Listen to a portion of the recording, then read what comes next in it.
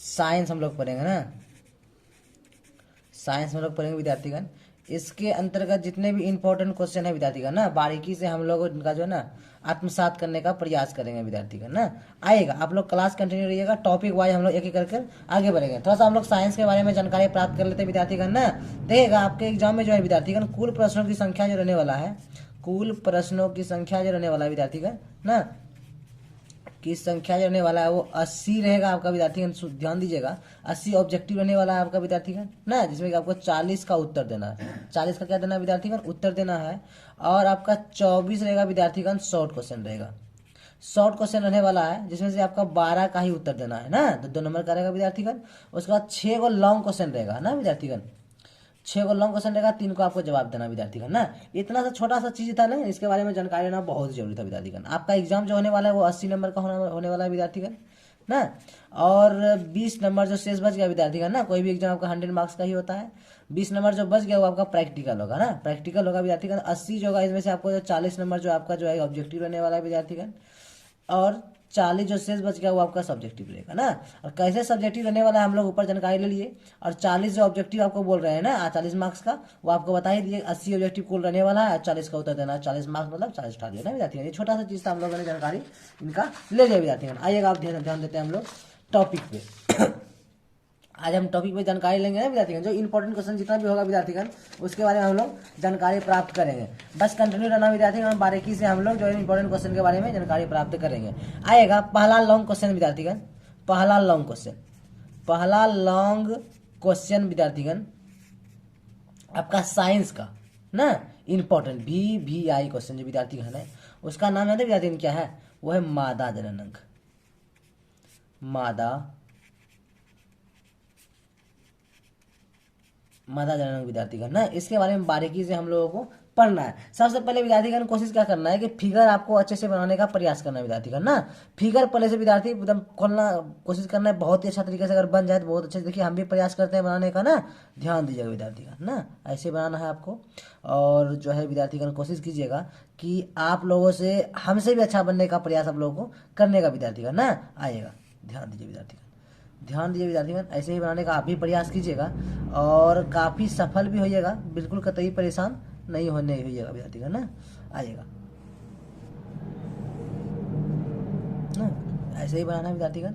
देखिएगा आपके एग्जाम में फिगर मायने नहीं रखेगा, मायने रखेगा क्या, फिगर में कहाँ पे कौन सा चीज़ है, वो चीज़ आप कितना बता पाते हैं विद्यार्थीगण ना, समझा पाते हैं ना, वो चीज़ मायने रखने वाला विद्यार्थीगण ना, वही चीज़ ध्यान देना है आपको ना।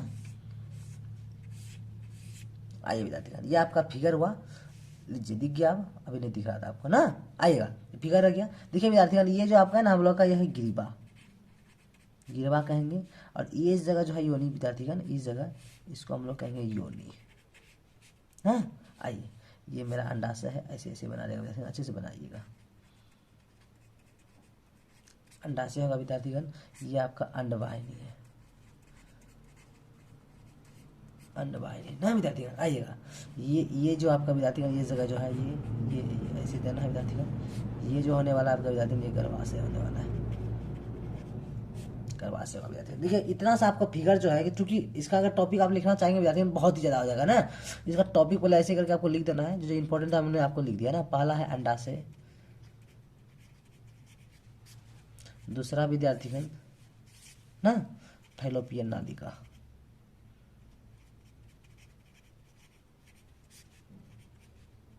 फैलोपियन नली या नालिका कह सकते हैं विद्यार्थीगण। तीसरा गर्भाशय,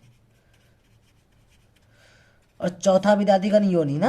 ये इस टॉपिक आप क्या करना है कि ये जो हम आपको चारों दिए, चारों के टॉपिक को लिख के, जैसे हम अभी लिखने वाले विद्यार्थीगण ना, अंडाशय, अंडाशय लिख के क्या करना है, इसको ऐसे टॉपिक बनाना है। इसके बारे में आपको जानकारी एकदम डिटेल रूप से आपको देने का प्रयत्न करना है। ये विद्यार्थीगण हम लिखेंगे कि प्रत्येक स्त्री में एक जोड़ा अंडाशय पाया जाता है। देखिए विद्यार्थीगण, ये आपके शॉर्ट लॉन्ग किसी में पूछा जाता है, लेकिन ज्यादातर ये देखा गया है कि आपके विद्यार्थीगण लॉन्ग क्वेश्चन ही पूछा गया है ना। तो लॉन्ग क्वेश्चन पूछा जाए तो फिगर सबसे पहले अच्छे से बनाइएगा, उसके बाद इसका जो टॉपिक है चारों टॉपिक को ऊपर लिख देना है, और चारों पे बारीकी से आपको उसके आत्मसात के तौर पर क्या करना है कि जो आपका चेक करेगा उसको ये बताना है कि अंडाशय को क्या है, इसका क्या कैसे उपयोग है ना, फेलोपियन नलिका का, गर्भाशय और योनि का ना, इसके बारे में आपको बताना है विद्यार्थी का ना। अंडाशय के बारे में हम लोगों ने लिख लिया विद्यार्थी का ना। दूसरा नंबर पर हम लिखेंगे, पहला नंबर देके दूसरा लिख रहे हैं फाइलोपियन नालिका, फाइलोपियन नली या नालिका ना विद्यार्थीगण, ऐसे करना है। उसके बाद इसका जो है ना, इसके बारे में जानकारी विद्यार्थी अच्छे से आपको दिख रहा होगा ना, इसके बाद देना है। आइए इसको लिखना है कि ये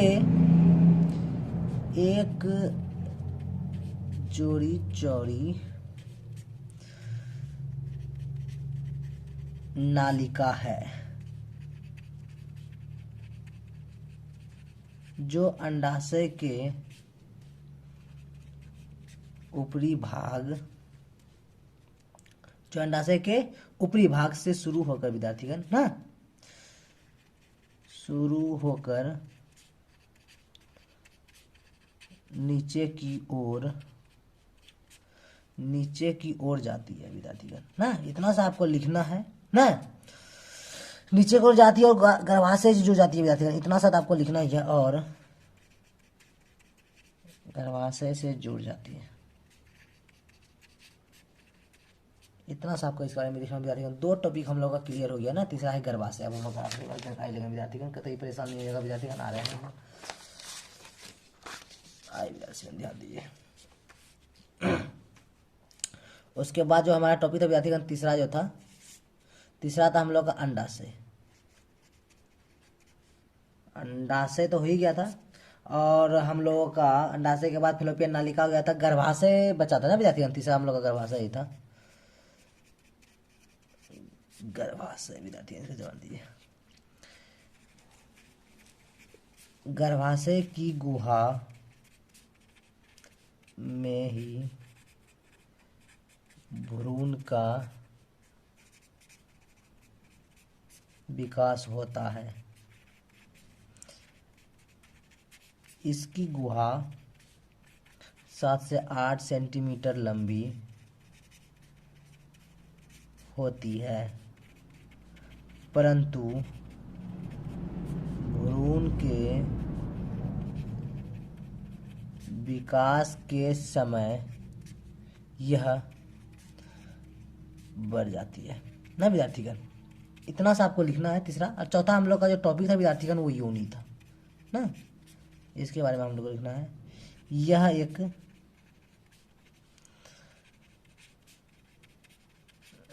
नली होती है जो 7 से 10 सेंटीमीटर होती है ना विद्यार्थी, इतना सा कर देना है आपको।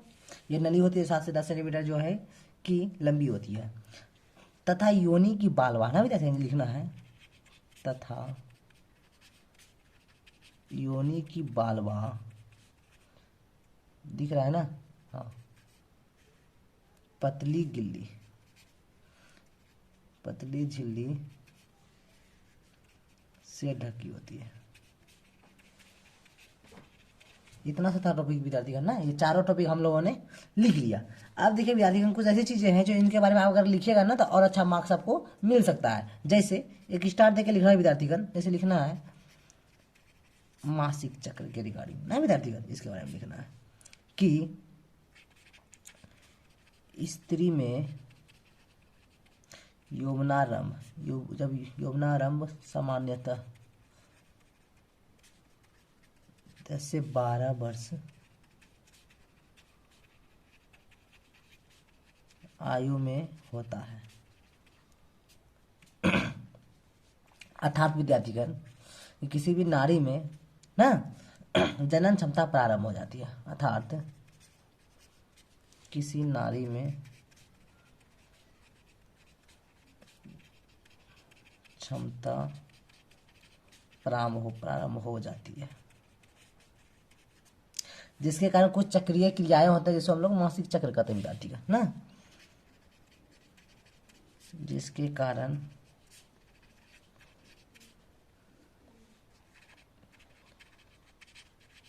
कुछ चक्रीय क्रिया होती है जिसे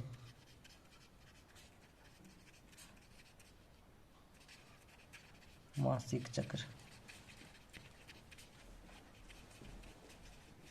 ये छोटी सी चीजें थी विद्यार्थी करना, इसके बारे में जानकारी आपको लेना भी था और एग्जाम में लिखेगा ना। चूंकि ये टिका 4 टॉपिक देते हैं आपको, यहाँ से नंबर मिल जाएगा, लेकिन ये कुछ टॉपिक ऐसी चीज़ है जो एक्स्ट्रा कर देते हैं ना, आपको अच्छा मार्क्स मिलने में सहायता करेगी ना। आइए, एक स्टार लिए थे और कुछ और स्टार देके एक दो चीज़ और इस चैप्टर में हम लोग, चूंकि ये लॉन्ग क्वेश्चन में हम लोग लिख सकते हैं, जैसे कि लैंगिक जनन संचारित रोग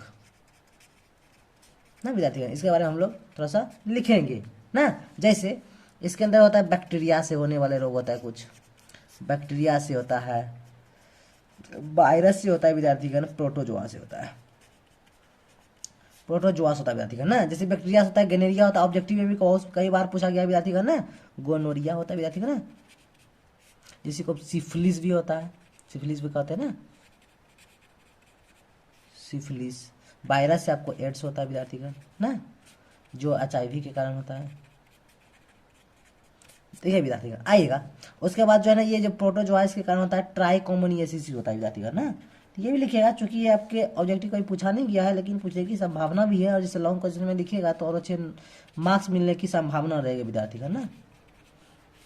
ये लिखिएगा, इतना सा जो है टॉपिक बहुत ही अच्छा होगा। इधर एक और स्टार विद्यार्थी का मेरा मानना है, अगर आप ये लॉन्ग क्वेश्चन आता है तो लिखिए, एक भी नंबर अगर ना कटे आपका तो लिख सकते हैं कि जनसंख्या नियंत्रण हेतु कुछ उपाय जो है सरकार के द्वारा क्या क्या आप लोगों को क्या सेफ्टी बरतनी चाहिए, उस सबके बारे में हम लोगों ने जानकारी यहाँ से प्राप्त भी करेंगे और एग्जाम में लिखने का प्रयास करेंगे, और लिखने में संभव और हम लोग सक्षम, मतलब सफल भी होना चाहेंगे हम लोग ना।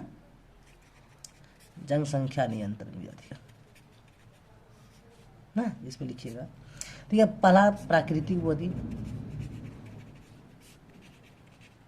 प्राकृतिक विधि, यांत्रिक विधि विद्यार्थी का ना। आइए, रासायनिक विधि, सर्जिकल विधि। ठीक है, सर्जिकल विधि वही होता है विद्यार्थी ना, जिसमें हम लोग जो पुरुष नसबंदी, स्त्री नसबंदी जो हम लोगों ने सुना है ना, हमारे आस पड़ोस में समाज में ऐसा देखने के लिए मिलता है, तो उसी को बोलता है सर्जिकल विधि विद्यार्थी। रासायनिक विधि मतलब गर्भ निरोधक बहुत सारा भी चीज़ें होती है ना, टैबलेट होती है ना, बहुत सारा क्रीम भी आ गया है आज के दिनों में। यांत्रिक विधि विद्यार्थीगण जो पुरुष कॉन्डम, कॉपर्टी, ये सारा चीज़ों का उपयोग करना यांत्रिक विधि के अंतर्गत ही आता है ना।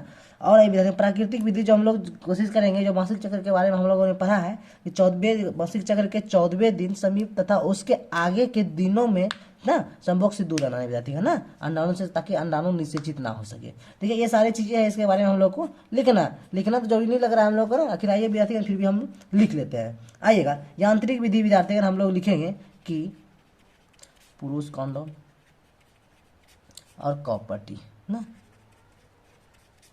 कॉपर्टी विद्यार्थी। रासायनिक विधि के अंदर गर्भ निरोधक बहुत सारी है, गोलियां भी आती है ना,